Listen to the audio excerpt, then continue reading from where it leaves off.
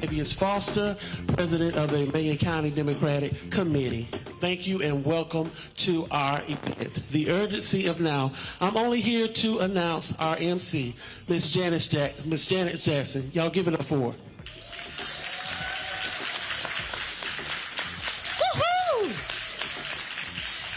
I am so happy to be with you all this evening. As introduced, I am Janice Allen Jackson. I am the host of the Local Matters podcast, which is available on Apple, SoundCloud, and Spotify, based in Augusta, Georgia. And our purpose is to help people become more confident voters and more engaged citizens. So I am pleased to be a part of this program called The Urgency of Now. And of course, we welcome Mr. Roland Martin to Southeast Georgia. Happy to have you in our state. Please give it up for him. We always, of course, want to get this off on the right foot, and the right foot is with prayer. So we are going to invite Delmas Mosley up to give us an opening prayer. Let us bow our heads. Father, in the name of Jesus, we ask that thou will bless, guide, and direct this occasion. We ask you to give us knowledge, wisdom, and understanding in the direction in which we are to take. Bless each one that's under the sound of my voice. And we give you the praise for being here, and we thank you for it. In the name of thy Son, Jesus Christ, we pray. And the people of God say amen. Thank you for that. Our very first speaker for this evening is someone who has been a guest on Local Matters, and she is Miss Alicia Thomas Searcy. She is with us this evening as a candidate for the office of school superintendent for the state of Georgia. Please give it up for Ms. Searcy. Thank you. Good evening, Southeast Georgia. How y'all doing? It is an honor to be here, Brother Roland Martin. It is an honor to stand on this stage with you and see you again. The last time we talked, I was on your show, and I was running to be the Democratic nominee for state school superintendent. And because of the great people in this room and all over the state of Georgia, we won the primary in a four-way race with no runoff and won all 159 counties in Georgia.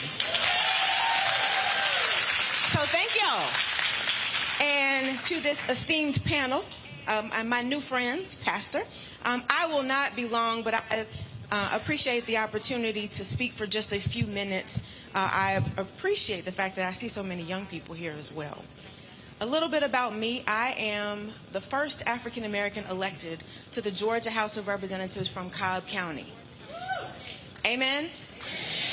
To the young people in the room, I got elected at the age of 22.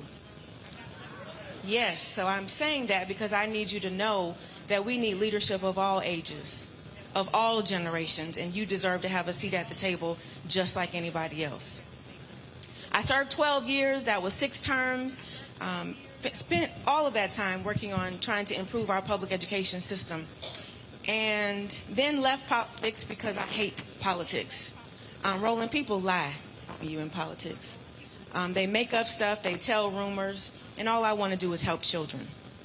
So I left politics, went back to school, got a master's degree, went through a couple of superintendent training programs, got some great results as a superintendent. Our elementary school had a 43 CCRPI score. That's the state index. That's a 43 out of 100. The middle school had a 65. Teacher retention rate was 25%. But when my team and I got in there, using the skills and training that I had, we got that 43 to an 85. Thank you. That 65 to an 81. And the teacher retention rate from 25% to 75%. Thank you. And so I'm sharing that with you because we have a school system that's not working. And we have a state school superintendent who's been in office for 8 years, and I'm pretty sure he's been asleep the whole time. Because if you were awake, you would know that there are some serious issues in our schools, whether it's special education, whether it is the curriculum that we are learning or not, whether it's the dropout rate, you name it, we've got challenges. And when you are asleep at the wheel, that is not acceptable. And so I'm running for state school superintendent because we need a state school superintendent who cares, who shows up in Southeast Georgia, who understands that every child in every corner of the state deserves to have access to a high-quality education. And you know, it got real serious for me on May 24th, the day that I won the primary, because that was also the day of the Uvalde shooting. And I will never forget that day because there were 19 children who went to school and never returned. And 2 teachers who were called to teach who never got to go back home. And so on May 25th, the next day, our 15-year-old was trying to go to school, and my husband and I were afraid to send her because, like so many parents, we were just concerned, like, what would happen? But we let her go to school, and when she came back, we sat down at the kitchen table, and asked, how are you feeling? What are you thinking? And Layla said something to me that I'll never forget. She said, we're talking about it. It's all over TikTok, but we know nobody's going to do anything. And so when young people say, we don't think anybody's going to do anything, we've got to. And so I'm running for state school superintendent because I need Layla and the 1.7 million children in our state to know that you deserve to have a state school superintendent who will do something to keep you safe in school.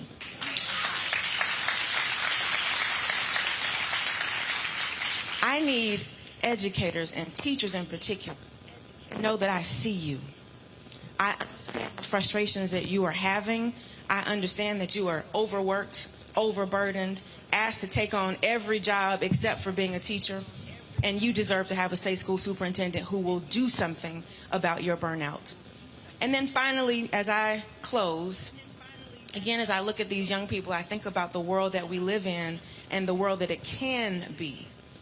But if you were to Google what schools look like in the 1800s, they look very similar to how they look today. And so why are we still trying to deliver this telegram education to a TikTok generation? Y'all feel me? And so we wonder why kids don't feel excited about school. It's because we have a state superintendent who's been asleep for a long time.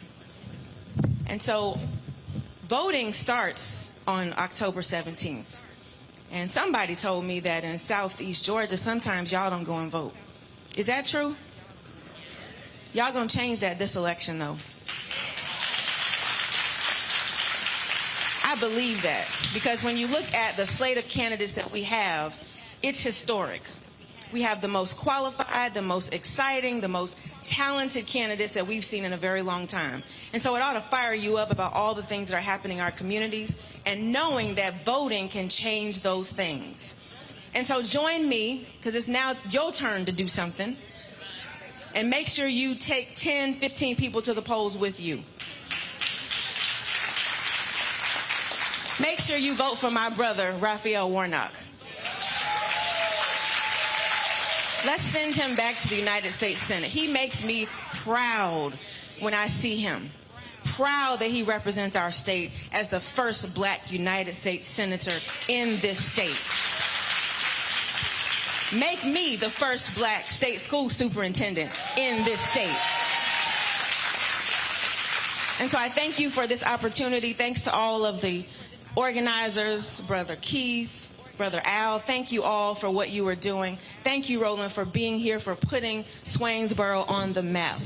That's why I appreciate you, brother, for all that you do, not just where you live, but all over the United States of America. We love you. We appreciate you. Thank you for what you're doing. Let's go make history, y'all. Thank you.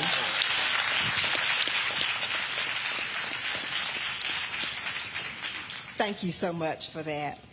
It is my next duty to introduce our panelists. We have an esteemed group here, and we will start off with none other than my state senator, Mr. Harold Jones. He is representative of the senator for Georgia Senate District 22, which includes most of Augusta and Richmond County. Thank you very much for being with us today.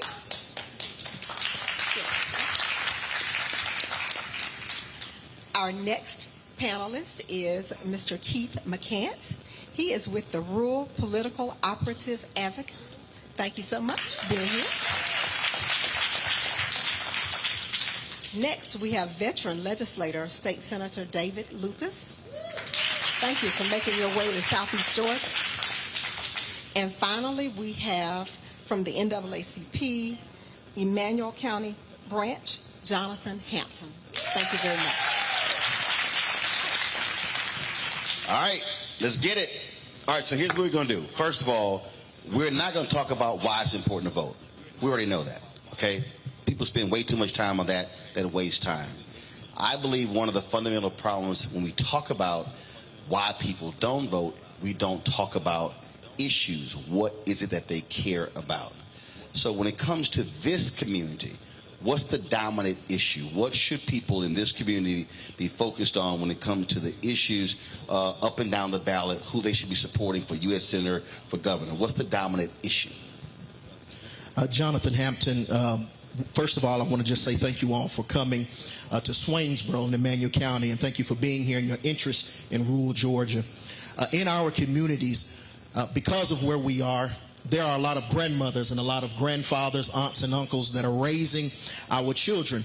And we have an expectation that our children will go to school, be successful, and come home and continue those same successes. However, we don't engage our elderly community who are actually raising these children. And so something along the lines of Medicare expansion is one of the main things that we need to start talking about in our communities, and community engagement with our older population so that they can prepare our students at home for the same successes that they experience in the schools. So you say Medicaid expansion, what has been the problem? What has been the block? Well, one of the things that when I think about Medicaid expansion, I think of when you think about being in an airplane, they say the first thing you need to do is put on the mask to save yourself. Well, with our young folks that are going home to folks that are elderly folks, and when I say elderly, we automatically think 65 and over. But what we're seeing in our communities is that grandmother and grandfather are now 55. And if we expand that Medicaid to them, they're more likely to be able to be prepared mentally and physically, health-wise, to be able to serve our children. So expanding that Medicaid so that they can receive benefits as well helps in that instance. Now, of course, that was one of the impetuses of the Affordable Care Act. We see other states, but some states accepted, some did not. A number of southern states did not. Yet, when you look at the health numbers, those same southern states sit at the top when it comes to having fundamental problems with health. And so it's sort of kind of crazy that you would have red states, southern states, not wanting to expand Medicaid to get their constituents healthier when they're sicker. I'm just saying it's kind of basic to me. And absolutely. I mean, the fact of the matter is, when you say what's been the block, it's been politics. I mean, the fact of the matter is Republicans refuse to actually expand Medicaid for the state of Georgia. Even, as you said, it actually would get your constituents healthier, and it also actually save the state money. But it actually fits. When you go back a long time ago, even during the New Deal, when Southern governors and Southern senators refused to allow the New Deal money to come straight to the South unless it actually went through them. And the purpose of that was to make sure that certain segments would not be to participate in that. And quite frankly, the segment they were trying to keep out were African Americans. And so we've seen this kind of historical dynamic where you actually do not do for all of your constituents to basically make sure that some do not actually advance. And so it is politics. When we start talking about why vote, we've already hit number one. Politics controls that, and that is something I'm convinced that we'll be able to change in the legislature. I think there actually may be some will to actually do that on some level now, but we actually have to make substantial changes, whether it's in the legislature and definitely in the governor's house, without a doubt. There's a reality to politics, and that is especially in many of these southern states. The fact of the matter is, largely white voters vote Republican. Black voters vote Democrat. Reverend William Barber with the Poor People's Campaign Repairs of the Breach. They talk about the fact that there are 140 million poor and low-income workers in this country, and the reality is the majority of them are white voters. And so when he was in North Carolina, when they started Moral Mondays, they started with 17 people, and he said he was at a parade, and he said a redneck with a Confederate flag draped around his neck came up to him, but he had tears in his eyes, and he said, "Reverend Barber, thank you for fighting for our hospitals." Because these same white conservative voters living in rural areas, it hit them when their hospitals started shutting down, when Republicans in North Carolina refused to accept Medicaid expansion dollars. And it hit them when they said, wait a minute, that's our hospital. They started dying because it was too far traveling to another hospital. And so what are the conversations been like in this community, in other areas, getting folk who may traditionally vote Republican to understand that that issue is one that impacts them, that aligns with what their concerns are, but doesn't align with their politics? Anyone can take that. Well, the biggest problem, Roland, is the politics. It was a policy decision by the governor, Nathan Deal, when he came in, that they would not accept Medicaid expansion. we have over 500,000 Georgians who have no insurance. Medicaid expansion would be just like the Express card, American Express card. When you go to the hospital, they're going to get some money. They might not get all of it, but they will get some money. That helps to keep the doors open. We just had a hospital in Atlanta that closed its doors, and now this governor gave $130 million to Greater Hospital to try to take care of those patients who were going to that particular hospital in the metro Atlanta area. But we have problems everywhere else. In Albany, Georgia, Phoebe Putnam, they're losing about $12 million a day. They can't sustain that. There's no way that the state has. You see, they're losing $12 million a day. Yeah. And they're losing, because I cover city government, county government. They're losing $12 million a day because they take care of folks who have no means of paying. Right. So when people, first of all, the law says if someone comes in, they have to be treated. If they take helping funds. Right. Now, this is, again, what's crazy to me. The state's actually paying for that. That mean taxpayers are footing the bill for that. So when you're rejecting Medicaid expansion, you literally are actually burdening Georgia taxpayers even more so because you refuse to accept the expansion funds. There's no question about it. We're putting money in, but it's not coming to us. It's going to those states who accept. Take Kentucky, for instance. That's where Mitch McConnell's from. But they had, one of the sickest, brokest states in America. And yeah, they had coal workers, miners, and everything that had all kind of health problems. But they accepted Medicaid expansion because they elected a Democratic governor. Right. No, I'm just stating the fact.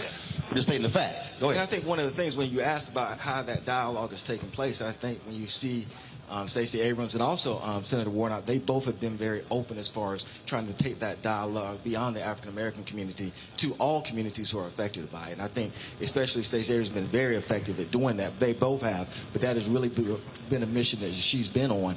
And I think that's something that we all have to continue to do. And the heart of that also talks about government responsibility and that the government actually does have responsibility to all of its citizens. And so you almost have to change persons' attitudes about that too. But I will say that I think that the party, and I think especially Stacey Abrams, especially Senator Warnock, they've done something a little bit different. They are actively pursuing that vote in a way that's different than normally Democrats have. A lot of times when you start talking about whether it's rural whites or more conservative, we talked about conservative principles and tried to make them think that we were sort of conservative. They were actually talking about principles that are going to affect their daily lives, and Medicaid expansion is definitely. Well, I always get a kick out of folk who talk about I don't want government in my life.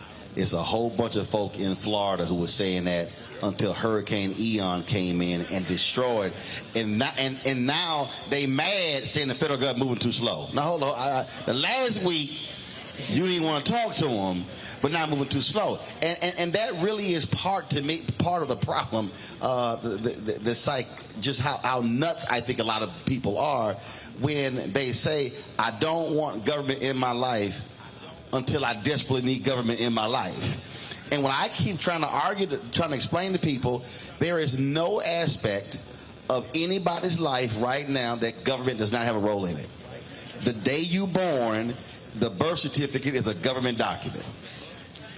When you get vaccinated to go to school, that's a government document. When you get married, government document. Divorce, government document. When you die, that death certificate is a government document. And so it is amazing when people act as if that, oh, I don't want that. But, and I'm not saying government is the answer to everything, but I understand, as you said, responsible government and the role it plays. And I think health is one of those roles. Now, one of the reasons why that we need Medicaid expansion, because in my hometown, Macon County, which is about 2 hours from here, we lost our hospital back in 2007. Okay. Ever since then, the county has gone down the drain. What I mean by that is jobs has closed. They have left the county. They have closed up. I was there at the time when the hospital closed down. Okay, so the hospital closed down. If somebody gets sick, how far do they have to go?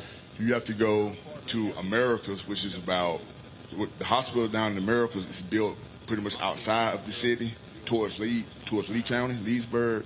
So you're talking about from there to Leesburg about 30, 35 miles. And then if you go into Houston County. So if there's a health emergency, it's a problem. It's a problem. And if you go to Houston County nearby to Perry, the closest hospital, you're talking about 30 miles that way. So either way, you got a ways to drive. So I'm just curious. What is Kemp saying about that? And I'm just curious. Again, what is the governor saying to residents in these areas who now have to travel 30, 35, 40, 45 miles to get to a hospital? He's not saying anything, because the thing about it is he can say, well, we can't afford Medicaid expansion because it costs too much. But you come down to Macon County, which is the third poorest county in the state. It may be number one now because too many people like myself, I moved my family out of there to Houston County. Now I'm in Bryan County because I knew that without a hospital there, it is hard to attract industry. And that's what we're lacking over there. I'm saying I think I'm still living over there, but that's where they're lacking. And that's why we need a governor in there who's going to roll up his or her sleeves and give us Medicaid expansion. I don't understand why the opposition towards that, because it'll help the ones who need it the most. And Southwest Georgia needs it more than anybody. Not saying just Southwest Georgia, but across rural Georgia, whether you hear over this way here in Bullock County or Emanuel County, Clay County, or by Alabama, everybody needs Medicaid or insurance. So I just don't understand why he is so opposed to giving citizens something that it will help them and as well as improve our lives, So I don't understand that. Good.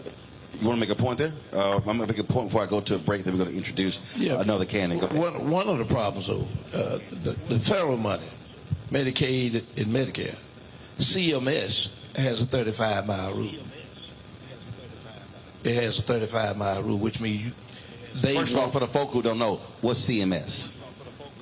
It's called the Community Service. Roland, I can't think of the actual name, but they had the last hearing in August. What CMS is they under Department of Services. Right. Got it. Go ahead. And they had a 35-mile rule because in 23 they're supposed to put up a bunch of money just for rural communities. Okay, when you say 35-mile rule, what does that mean? 35-mile rule means you can't put a hospital within 35 miles of another hospital. That's road miles. In rural Georgia, rural hospitals closed. They couldn't stay open. They didn't have the funding to stay open. So Senator Warnock and Ossoff, I asked them to weigh in on it because rural Georgia, folks can't afford the gas, or they got to pay somebody to take them to Dublin or some other place to a hospital. And one of the problems is that you take Hancock County, for instance. When I became the senator there, a young lady that was a retired nurse came back from D.C. to Hancock, brought me the statistics that said that 70% of the folks who had a stroke or a heart attack died. And so I started trying to change the dynamics with rural legislators, because y'all are the ones who have been representing rural Georgia all this time, and y'all hadn't done anything about it. So we've been trying to do something with that. But on the Medicaid expansion, the governor at this particular time went through the legislature, because the governor could accept Medicaid expansion or not accept it, took it to the legislature, and now the governor can't do it. The legislature has to do it. Wow. And no one gave a damn about those 70% of folks who had strokes and heart attacks and them dying. And if you got to drive 35, 40 miles, the cost of gas and all different things associated with that, nearly taking the day off, all of those things that go with it, just trying to get some health care. Hold tight 1 second. I'm going to go to a break. We come back. We're going to introduce another candidate who's here. Hear from them. They're going to talk about other issues that people care about. Obviously, I'm sure education is one of those issues. Economic development is another one of those issues. So we'll get to that when we come back. Short break. You're watching Roland Martin Unfiltered on the Black Star Network, broadcasting live from Swainsboro, Georgia. Back in a moment. When we invest in ourselves, our glow, our vision, our vibe, we all shine. Together, we are black beyond measure. Black Star Network is here.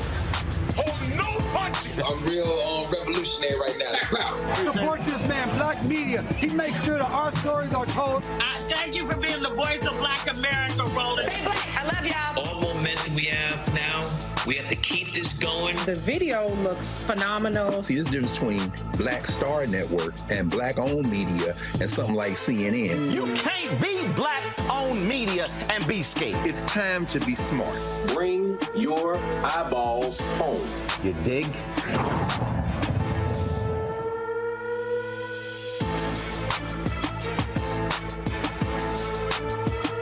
Hi, my name is LaToya Luckett. Yo, it's your man Dion Cole from Blackish, and you're watching Roland Martin Unfiltered. Stay woke.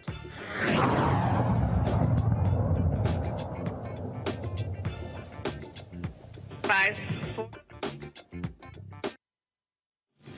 Swainsboro, we are very pleased to have Ms. Nikita Hemingway with us this evening. She is also a candidate for statewide office. She is running for the office of Agricultural Commissioner. Welcome. Come on out.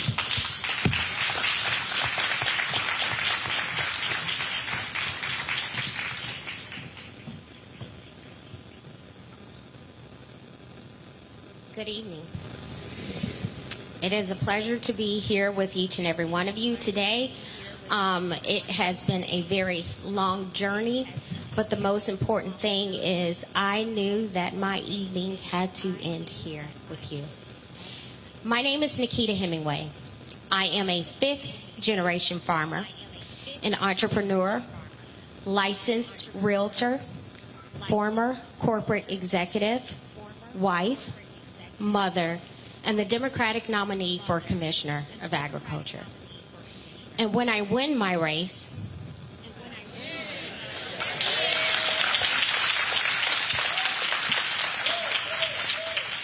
see, y'all got it, but the other stopped didn't. I will be the first African American and the second woman elected to this position in our nation's history. My political journey began 4 years ago when a local county commissioner stood on my farm and told me I would be better off selling my land to Quick Trip than getting him to remove his restrictions.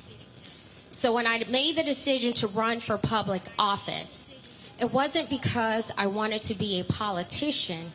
It was because I understood the equity in agriculture problem, and I was the most qualified person to solve it. It is our lived experiences that are almost always aligned with our purpose. My grandparents were rice farmers off of the coast of the Savannah River, and for more than 100 years, my family owned 360 acres, and now we own none of it. My grandmother would tell my siblings, cousins, and I how she would sit on her grandparents' porch and watch ships sail out to sea. My journey into adulthood wasn't easy. I was a single mother of two long before I was a married mother of four. And like many African Americans, I knew that in order for me to be the success I dreamt of, my pathway would be through entrepreneurship. So by day, I worked in corporate America.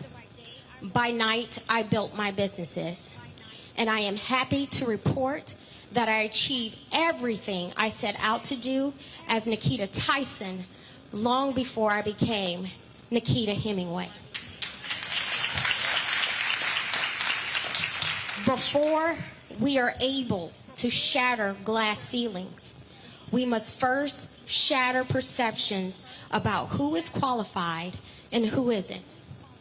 It's not enough to understand that rising food costs are hurting families when you have a mother on the ballot with a plan to end childhood hunger and lower your grocery bill, so go vote.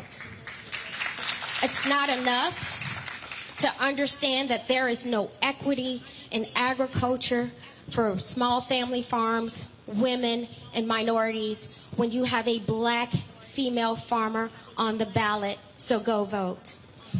When we say we are fighting for diversity, equity, and inclusion, we must also consider diversity of thought, lived experiences, and leadership. I cannot stress enough to you how much is on the ballot this election cycle. Because if you don't put a check mark by my name, what you're saying is my opponent, who happens to be a 7th-generation farmer, a 5-term elected state senator, who was in Washington, D.C. on January 5th and January 6th, is the person we need representing you.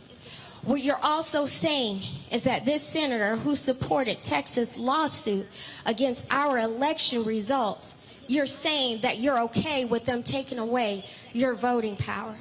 And what you're also saying is that this senator who used a black farmer, who partnered with a black farmer to abuse government grants and then left this man penniless, what you're saying is he's better, he's who you want representing you.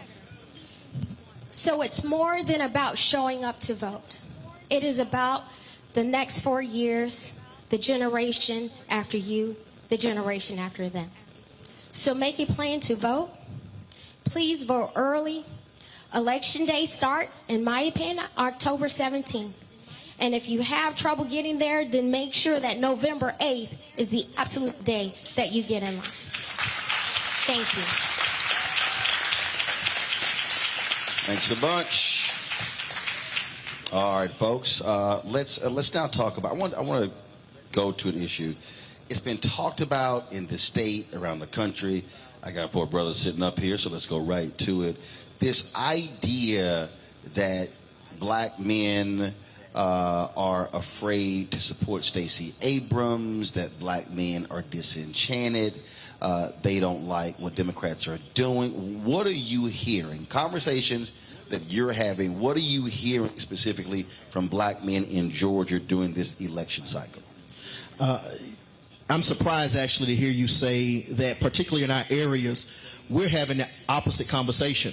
And if you follow Stacey Abrams and her platforms, you know specifically that she speaks directly to reinventing or developing African-American males. And so the men in our community benefit greatly from the great work that she's establishing for our communities. And frankly, I'm not really seeing that conversation. We're seeing the other side of it, which I'm grateful for, but I'm disappointed in what I might be hearing from others around the state about what that conversation might look like.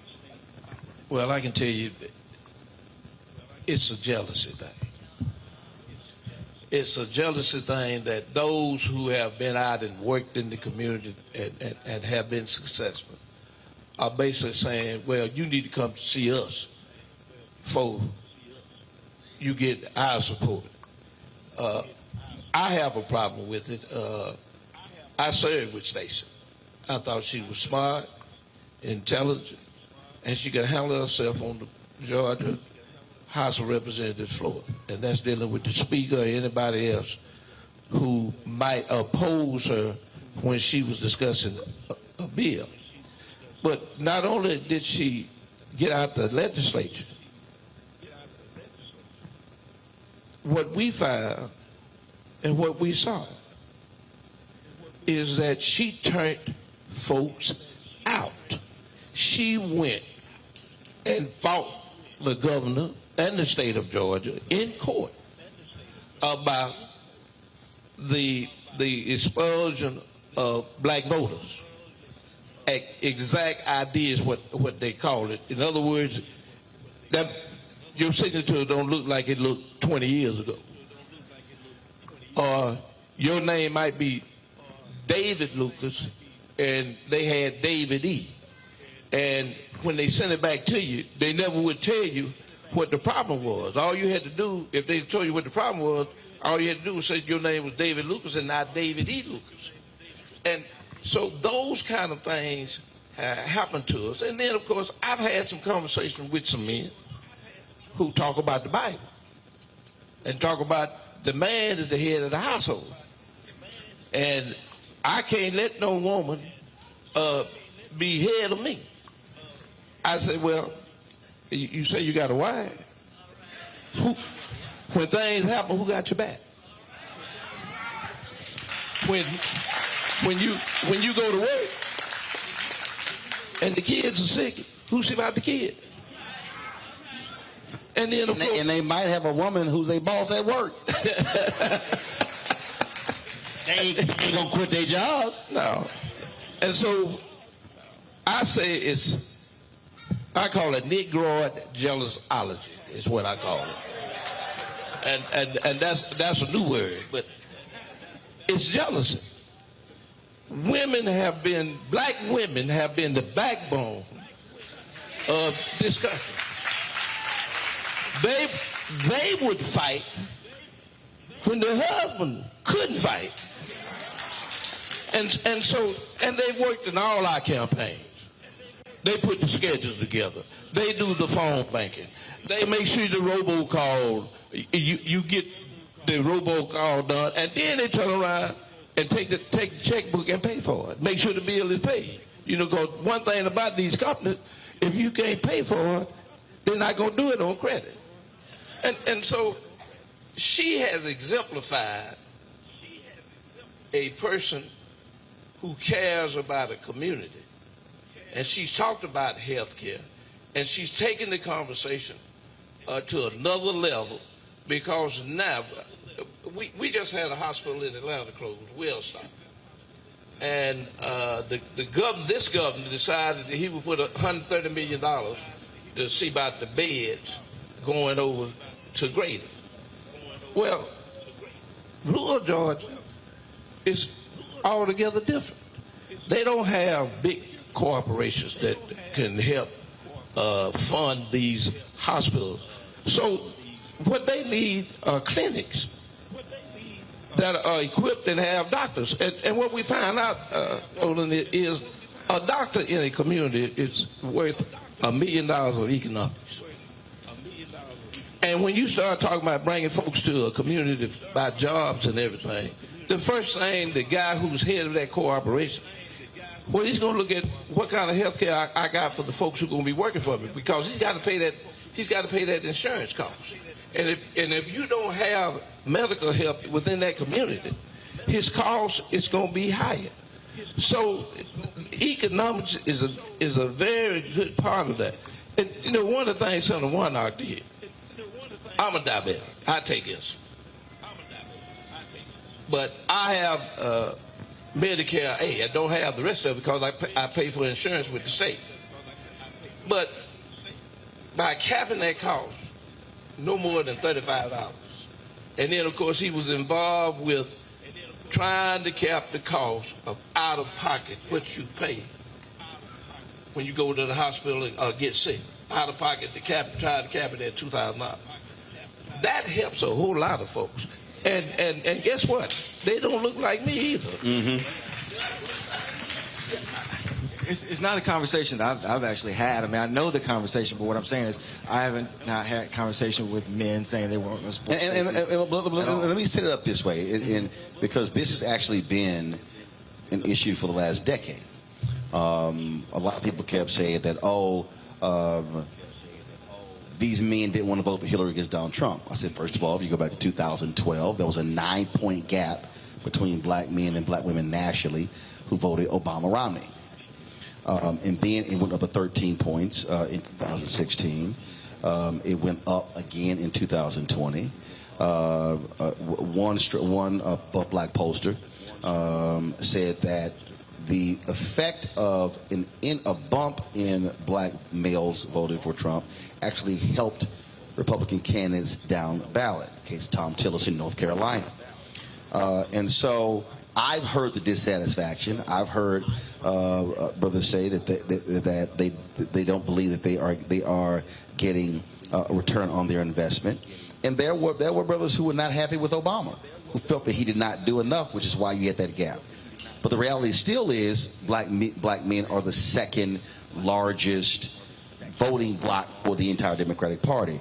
It's also part of this that the party, I have no problem saying it, led by largely white strategists, have refused to craft a black male-specific plan to answer that, because anywhere else in politics, if you see a 9-point gap and they go to 13 and they go to 17, you playing with fire. Anybody else would say, I think what they've done is, well, it's going to take care of itself. No, actually, it's not. And so there has to be a counter to the data, because the data is not lying. The data is real. Now, in 18, so Georgia did have a gap between black men and black women, but the actual number of it was about 24,000 votes. Now, in a very close election, it can turn the election. Now, hold up now. You said 24,000 votes. Correct. How many votes did Biden-Harris win the state by? 11,000. 11,000. Right. Now, I'm talking about in 18. No, I understand that. Yeah, my point is, Biden-Harris wins this state by 11,000 votes. Sherry Beasley in North Carolina lost her re-election for Chief Justice of the Supreme Court by 400 votes. Obama won North Carolina in 2008 by 14,100 votes. Those 24,000 votes can make the difference between winning and losing. Without a doubt. That's not what I'm actually saying. What I'm saying is that the numbers don't show that there's this gigantic schism between black men and black women. That's my point. Now, yes, in a close election, it can definitely make the difference. So my point would be that's going to happen because no group is monolithic. So when we're not talking about 200,000. So if we're talking about 24,000, here becomes my question. How do I make up that 24,000 gap with more African-American men or those from other places, from other communities? That to me is the question we ought to be facing. See, I'm going to push back on you. Make up that gap with those men? I'm going to push back on you. Because here's the deal. If the numbers are trending up, I have to ask the question, why? And then when I ask the question, why, then there has to be a counter to how do I now? Because if those were folks who used to vote for you, you got a better shot of bringing them back into the fold than somebody who has never voted for you. Or has not. Or someone who's a new voter or maybe has not voted. But I think that the key thing is if we promote the fact that African-American men and African-American women have always worked together. And as you said, we're the second most loyal database. It works as a group. And that becomes my point. Our audience here is full of African-American men and African-American women, without a doubt. Now, do I want to find out maybe what spurred those 24,000? Yeah. But men, historically, beyond race, are a little bit more conservative anyway. But even with that 24,000, my question might be, are those persons looking at from a standpoint of business development? Because, we have a lot of hyper-capitalists out there, black men, who have all these different businesses. That may be one issue. Right, which means that the candidates should be, that's why I said you have to ask the why, right. Because if that's one of their issues, candidates have to address that issue, and they might go, oh, you have a plan for that? Now I can listen to, as opposed to not listen to. And it may be one of crime because could be areas around. So I think that's legitimate to ask into that, and I think that's good points. That's good questions. The part that disappoints me, I guess, is if we just do a general. There's this great schism between black men and black women, and that does not exist. And historically, it hasn't. And we can give stories, but one of the things I always point out to people is, if you ask someone whether it's white, Hispanic, etc., and of course there's logistical reasons on some of those groups. African Americans have 3 women that stood out in the 70s. In the late 60s, Fannie Lee Heimer, Shirley Chisholm, Barbara Jordan. We've always supported black women. Hold up. 1972, Shirley Chisholm. They had the Black Political Convention in Gary, Indiana. Why wasn't Shirley Chisholm at the Black Political Convention? Right. Because the black men did not support her run for president. But without a doubt, to actually have those women up there. I got you, right. But the brothers didn't support her. But I'm just letting you know. Well, we know. And I've talked to them. some without a doubt did. And I think that we can get ourselves in trouble because there's some blacks didn't support Obama. I mean, very, very little. Oh, no, but, absolutely. Yeah. So the point is, we'll never have. All I'm saying is we have to, what I'm saying is two things has to happen. We have to be having a conversation internally about, okay, what is your frustration? What do you seek? What do you desire? When I hear people, brother, when I hear people say, we want tangibles, first of all, I got to walk people through. No candidate can give you a tangible, first of all, when they're running. That's called a campaign promise. 2, they have to win. So if you don't vote, they don't win, you ain't getting no damn tangible. But 3rd, even if they do win, that person solely can't give it to you because it still has to get passed. I really believe we need to have a Schoolhouse Rock 2.0 because there's a bunch of people clearly who have no clue how politics works. That's 1. But 2, the Democratic apparatus, largely led by white strategists, has to listen to black people and black elected officials and black pollsters who have been telling them there's a problem. They've been turning a blind eye and then not wanting to put the resources to create specific strategies to reach them. And they go, well, they'll come around, and then when the election is over, then it's, well, the brothers didn't vote. Well, if you don't go after them with resources, they ain't going to sit here and vote for you. And last point, this new generation is less likely to self-identify as a Democrat. They might eventually end up voting that way, but they don't self-identify as a part of this thing as well. But we also have to be willing at the same time, not only to do the resources, and that's one piece of it, but we also have to be willing at the same time to actually talk about issues and not be afraid to actually say how that affect the African American community. Yes, that becomes absolutely. important. And I think that's where the Democrats may miss, where if you're going to talk about Medicaid expansion, specifically how this impacts. Senator Warner and Stacey do a good job of this to talk about how it affects that community. But I also challenge them to be specific to say white.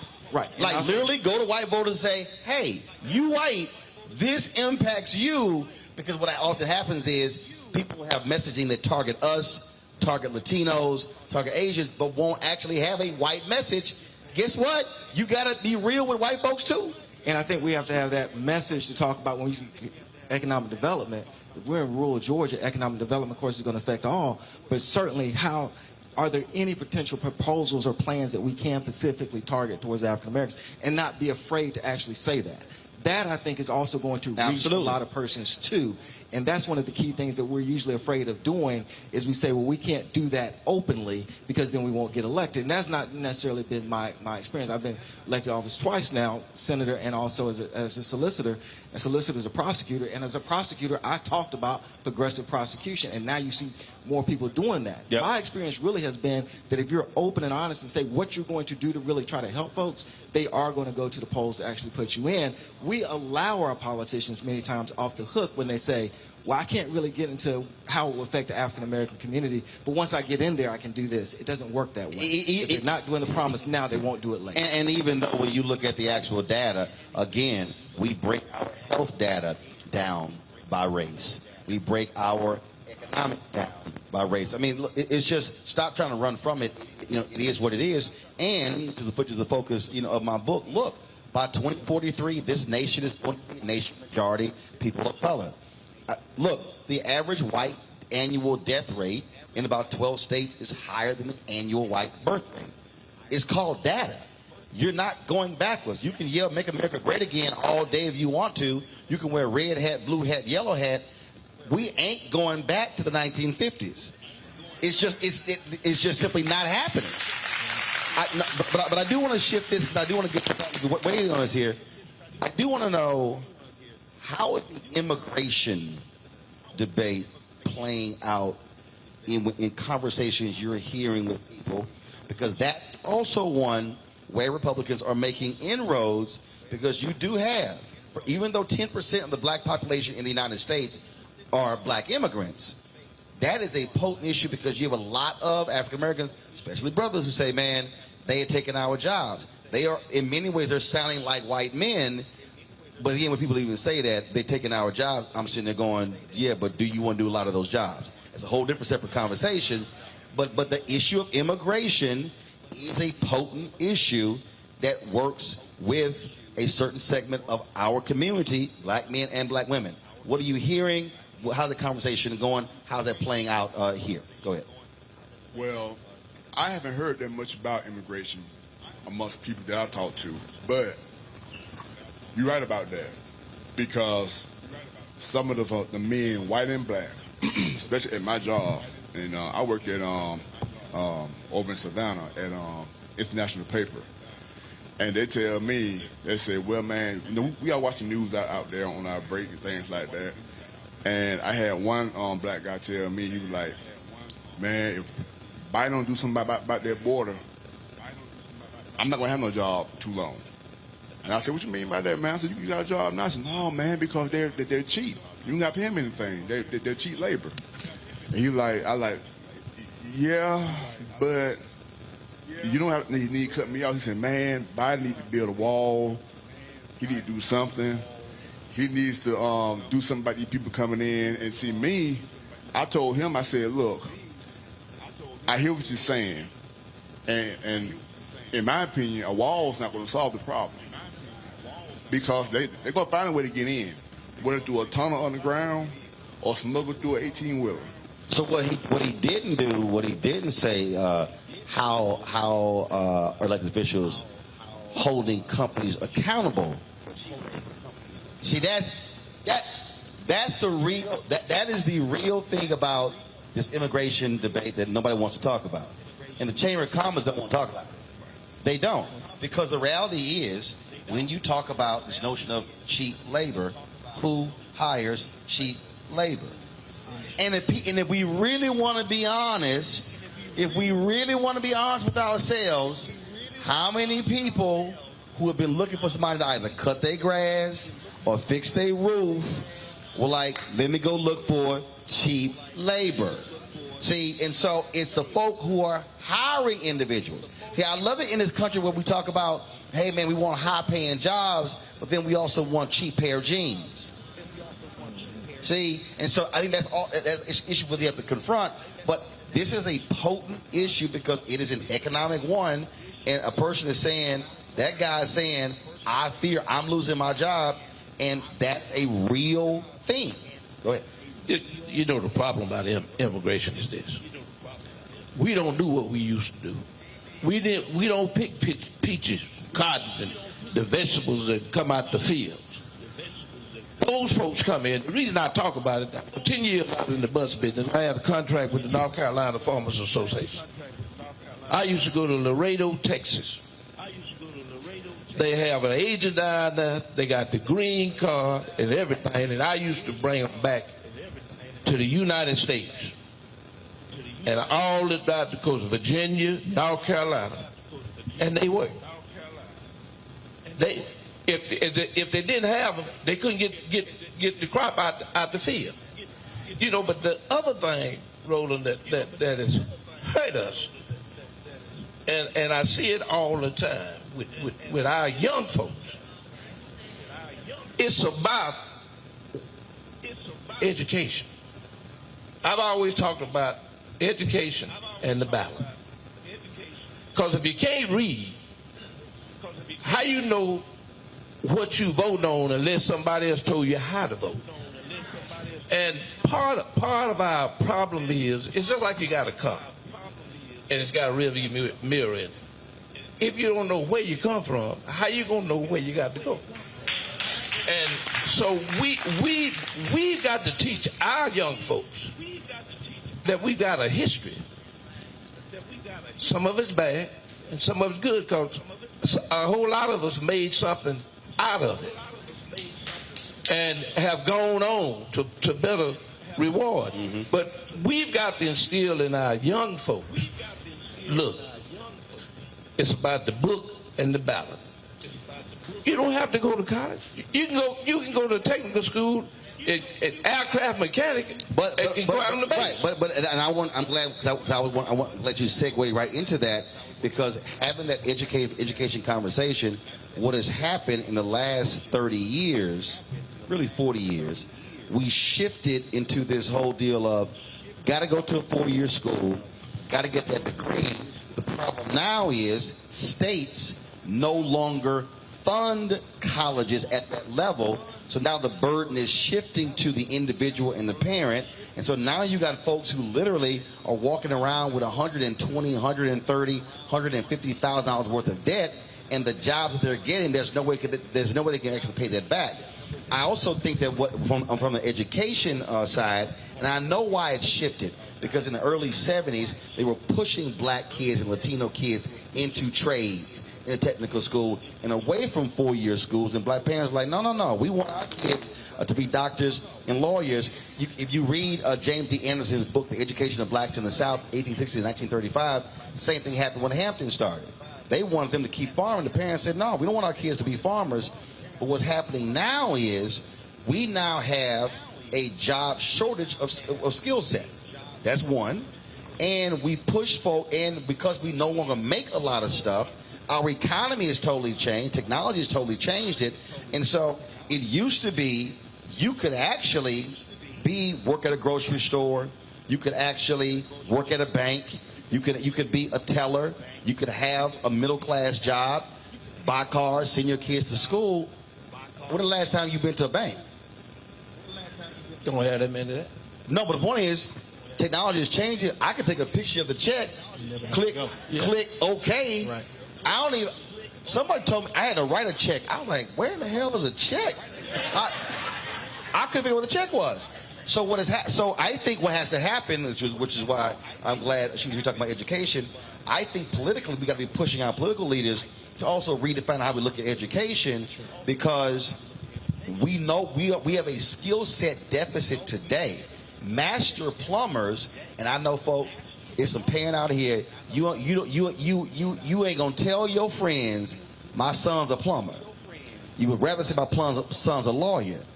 But a master plumber makes 6 figures. That's right. So I think there also has to be a change of our view of the future jobs in terms of also education and how we're developing them and the resources going towards that. Go ahead.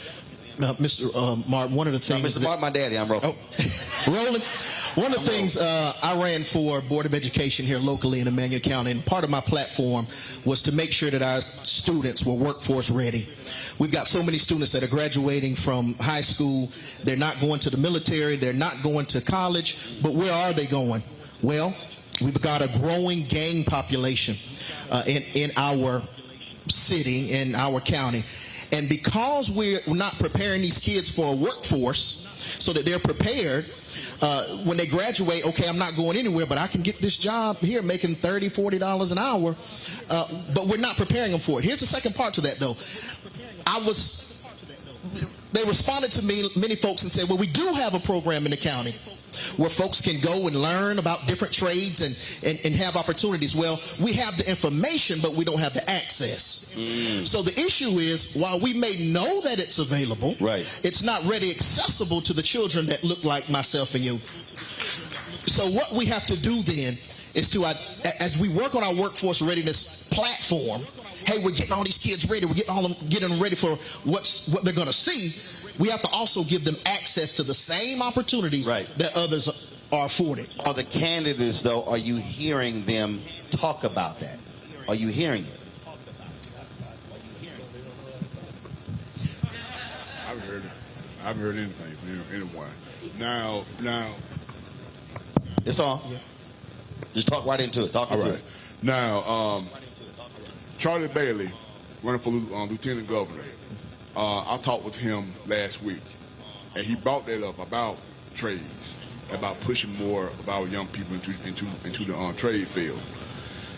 And see, me, I told him, I said, from my experience, I went to a trade school. At first, I wanted to go to a college. I wanted to go to Columbia State and Alabama A&M, but I went to South Georgia Tech.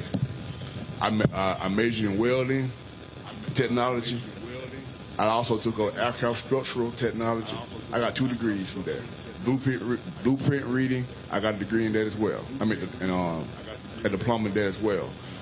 The jobs that I've had in the past, I've done multiple jobs there because, as you said, there's a work shortage.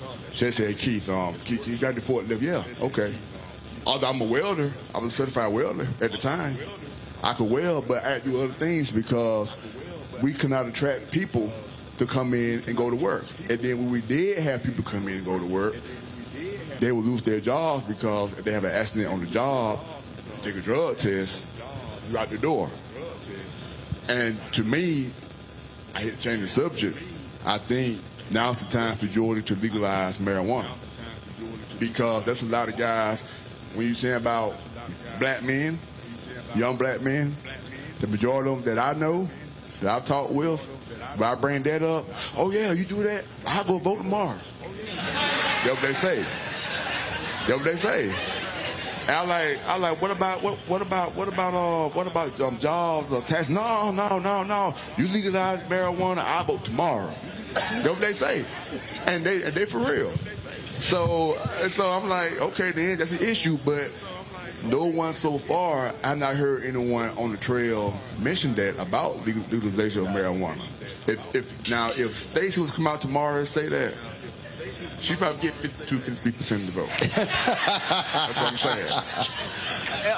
Go ahead. I would say on the top of the ticket, I said the whole ticket, really, you were asked about candidates saying that. I think that you have where Senator Warnock or Stacey Abrams, two of the most progressive candidates we've ever seen in Georgia as far as really articulating issues that's going to affect middle-class folks and especially even African Americans. But I also want to go back to one of the issues you talked about the immigration. So the conversation, of course, is real in this sense because when African Americans are so below so many metrics, it becomes disheartening if they start seeing other groups come in and take their place, so to speak, in their mind. So you have to understand that part. So then the question becomes, now how did I deal with that from a policy standpoint? One of the great things right here, talking about rural areas, let's look at it from the policy standpoint from Georgia. Hemp, as you know, is now legal. Not marijuana yet, but hemp now is legal. But we've actually hemp is the cousin of marijuana. There you go. Can't get high off of it. So, but we've actually limited the number of licenses that can go out. Now, you don't have persons necessarily who are not from, United States getting these licenses, but here's the point. Here you have all these persons who have been incarcerated, even here. Now, they may not be farmers as such, but they're in Swainsboro, they've been incarcerated. Hemp licenses now go out. None of those licenses are going to African Americans or African American farmers. Certainly that's going to be something that you will look at and say, we're still going backwards. Every single metric that we have. Because when they, even on the marijuana side, because like in California, if you had a conviction, you couldn't get a dispensary. Right. And so even the things that we were prosecuted for, we're still not able to get a leg up. So you can see. Prosecuted for marijuana, but I can't get a dispensary license for marijuana. Dispensary license for it. It's the same weed. Same weed. And you can see how that would affect persons. So therefore, from a policy standpoint, we need to open up hemp licenses. I know that Senator Warnock and both states have talked about helping black farmers without a doubt. And I also know that license should be opened up. That's a policy issue. Right. But here's number two. Not only should we give more licenses, we also should say that those licenses should go to African American farmers. Those are real policy things that we can actually try to push. Even if we don't get it through, we can at least talk about it. That helps on that immigration kind of conversation. And when you were talking about marijuana, if you're legalizing it and you don't have some type of equity program, you ought to be ashamed of yourself if that's what you're going to do. Absolutely. Got about 3 or 4 minutes left. I want each of you to speak to this here.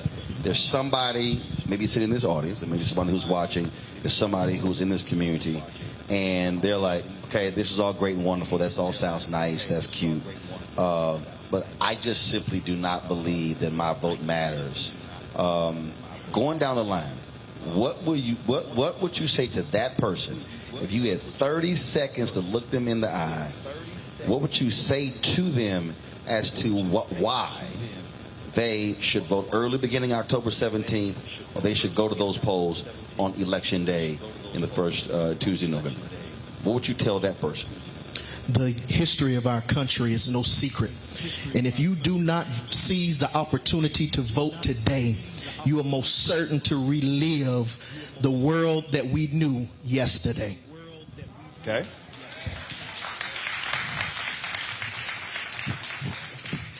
hard to tell them, Roland, but if you don't vote, you don't count.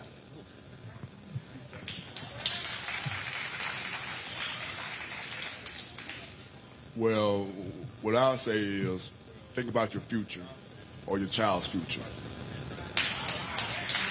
Because I got a 2-year-old, I got a 13-year-old out there in the audience. What happened in November is going to affect them 4 or 8 or 12 years down the road. Mm-hmm. Don't never say your vote doesn't count. Because I'm going to tell you right now, because a lot of people out here who don't vote, and then when things don't go their way, then they're complaining all the time. Well, they ain't doing nothing for me. What did you vote? No, I didn't vote. So that's why I tell them, get out and vote. Your vote matters. Absolutely. If persons didn't think the vote mattered, then Georgia wouldn't be creating bills like SB 202 to make sure you don't have the opportunity to vote. And secondly, when you talk about something that happened today with President Biden pardoning persons on marijuana, whether it's talking about school debt, that came about from voting. Some of the negative that we talked about today, the lack of Medicaid expansion, that lack of it comes about through voting. So your vote actually does matter. So you see it from a positive standpoint, you see it immediately from a negative standpoint. Absolutely is there, the connections are there. How your vote does matter. So I will say this here. If you tell somebody about our history, they're not listening. They're not. I think you have to ask that person, what's the one thing you care about? Doesn't matter what the issue is. And then you have to connect that one thing they care about to the people who can actually change it. So what happens, so we literally have to do voter education. I can't tell you how many people I deal with in my business every single day who literally think that stuff just happens and this has no bearing on it. 2016, I had a young woman from North Carolina call my radio show, and she said, I don't like Hillary Clinton. I can't stand Trump. I'm just going to focus on my state issues.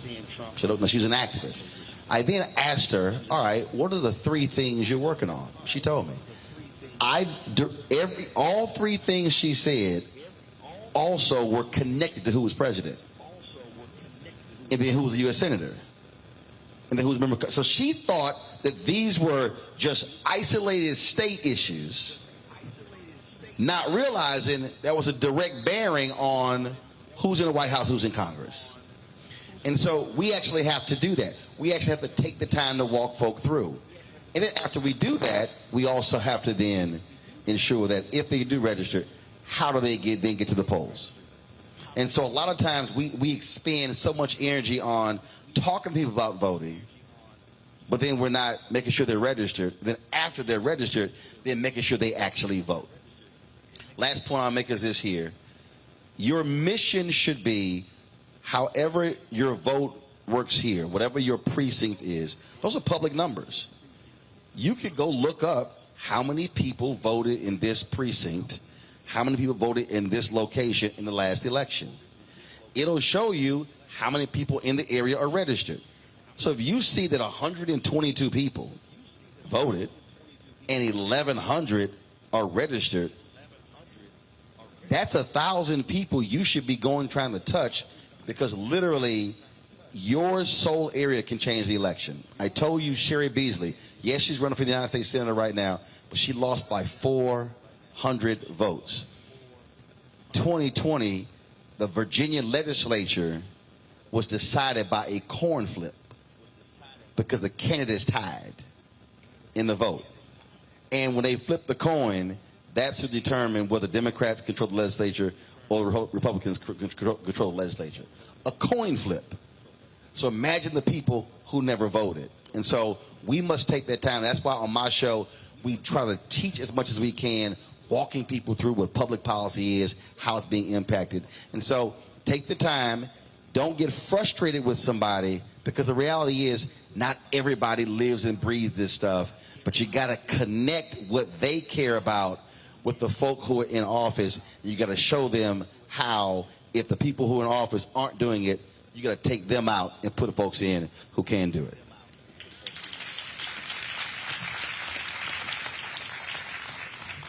Thank you so much for coming to Swainsboro, Georgia. When they first told me about it, I said, Roland Martin's going to be in Swainsboro? Really? In person? So we really just appreciate you for coming to Emanuel County. We appreciate these wonderful panelists. Didn't they do a great job, y'all? I've got one piece of housekeeping that I need to take care of. I understand that there are at least 2 elected officials in the audience that we want to ask to stand and be recognized.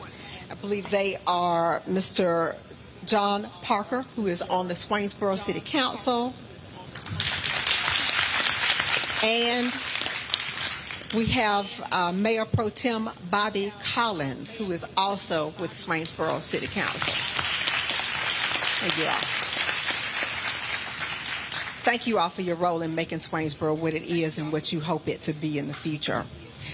There are 2 more people I need to introduce. This will be my last time at the mic, but I need to introduce Ms. Barbara Carlisle. I understand that she's going to give us a little entertainment before we close. And as well, we will have a closing prayer by Dr. Merrill Bell. Thank you all so much for allowing me to come to Swainsboro today.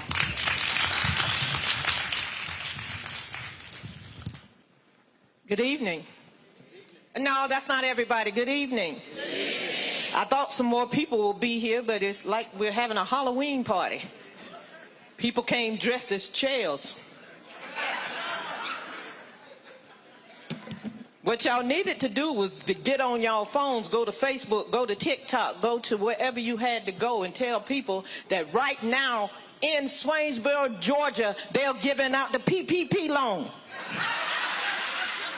I bet the line will be from here to Walmart. And I don't mean the one here in Swainsboro, I mean the one in Statesboro. And y'all know that's what the people wanted to do. If we were talking about the PPP loan, people would be here. You know, because anybody that thought they had a business, they came out. People selling eyelashes. Done got a LLC. LLC stand for look like cash. $20,000 and you selling eyelashes. It's crazy. But if I had to tell you something today, the one thing that I want you to do is go back and tell somebody that knows somebody that got a car or a truck or a SUV that can take people to the polls and let them vote. I must admit, I'm 64 years old, and politics didn't matter to me the first 30, 40 years of my life. Okay, I'm going to be honest, the first 55 years of my life. But then I started to see that we were losing out on a lot of things down here in Emanuel County. I had moved to New York, and I came back, and I went back again, and then COVID said, come back and sit down for a little while. So I came back, and I sat down for a little while, and I didn't like what I saw. So it's up to us to get out and push this. Let people know your vote will count. It will count. Do what you got to do. You know, you got to get out there and just do the groundwork. And the elected officials will hopefully do what they need to do to get us out of this rut. Because that's exactly what we are in. We are in a rut. So don't worry about the PPP loans. Don't worry about the little girl selling eyelashes. Don't worry about anything. Just worry about the fact that we can come up if you're willing to come up. Thank you.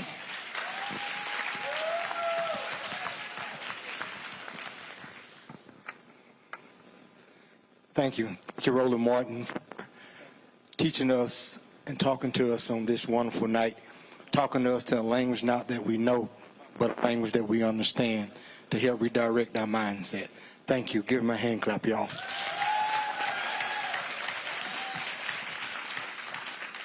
Precious Father God, we thank you, Lord, for this day. Thank you again for the loving kindness. Thank you for what we have seen here tonight.